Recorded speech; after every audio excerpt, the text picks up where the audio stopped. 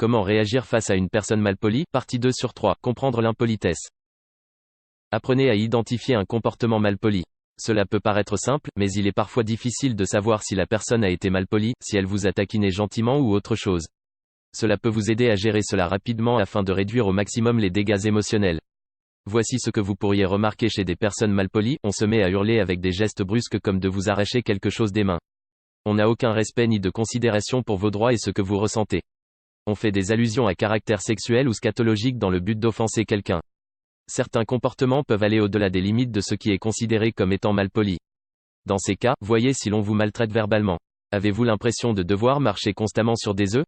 Faites-vous les frais de plaisanterie qui vous démoralisent? Êtes-vous en train de perdre toute confiance en vous-même? Si c'est le cas, déposez une plainte auprès du service des ressources humaines de votre entreprise s'il s'agit d'un collègue de travail ou quittez la personne si c'est un partenaire amoureux. Sachez ce qui cause un comportement malpoli. Plusieurs raisons peuvent expliquer pourquoi on est malpoli avec vous, et cela peut aller bien au-delà de ce que vous avez pu faire. Vous pouvez avoir une meilleure vue d'ensemble de la situation et y réagir avec plus de méthode et moins d'impulsivité quand vous comprenez pourquoi on peut se montrer grossier. On peut procéder à des comparaisons qui vous désavantagent pour avoir une meilleure estime de soi. Il s'agit d'une manœuvre à caractère social quand la personne a l'impression qu'elle peut vous harceler en se montrant grossière et insultante, ce qui lui donnera comparativement plus de valeur. Cela provient évidemment d'un sentiment d'incertitude et témoigne du manque de confiance en elle de la personne. Des recherches suggèrent qu'une personne peut parfois reporter sur d'autres des caractéristiques de sa propre personnalité qu'elle refuse d'admettre.